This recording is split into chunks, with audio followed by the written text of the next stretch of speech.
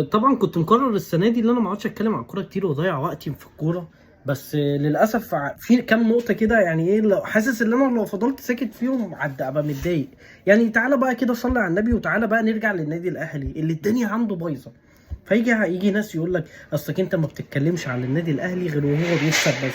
وده بدون ذكر اسماء، واحد صاحبي بيقعد في القهوه واخويا وصديق عمري هو اسمه محمد سعيد، فاهم؟ فمش هحل لك يا حمو، فجاي اتكلم معاك اهو. والاهلي راح في 60 داهيه. دلوقتي بقى في نقطه مستوقفه عندها.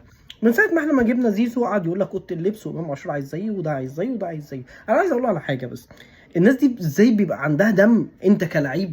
يا ريت بقى يا رب الفيديو ده يوصل للعيب. انت ازاي كلاعب اللي انت بيبقى عندك دم اللي انت تطلب زياده في اللي انت بتاخده كل 3 شهور ولا كل شهر؟ ايه البجاحه دي يا عم؟ ده خلي حتى تعدي 6 7 شهور وتطلب. ده احنا في لعيبه عندنا بدون ذكر اسماء اسمه مروان عطيه، بيقول لك كان بياخد 7 مليون، فجاء طلب من كابتن محمد رمضان اللي لسه ماشي اول امبارح، فاهم؟ خلاص ده كان مكمل معاه من شهرين، كان موجود معانا لسه ماشي، وقال لك انا مش عايز ال7 دول يا كابتن محمد، ومش عايز، وراضيني وترضيه، فاخد 10. تفاجئ للايام دي اللي مروان عطيه اللي هو اصلا الفتره اللي زاد فيها المرتب بتاعه كان مصاب، يعني زاد. وفتره كابتن محمد رمضان لعبنا كاس العالم، مروان عطيه بعديها عمل عمليه ولسه راجع في ماتش المنتخب وعمل اداء كويس، وما نتكلمش على اداؤه خالص. وبعد كده راجع في ماتش الاهلي والاداء ما كانش افضل حاجه. بس انت طلبت من 7 مليون ووصل لك ال 10 مليون. تمام، انت بقى دلوقتي جاي تطلب من 10 مليون ل 15 مليون.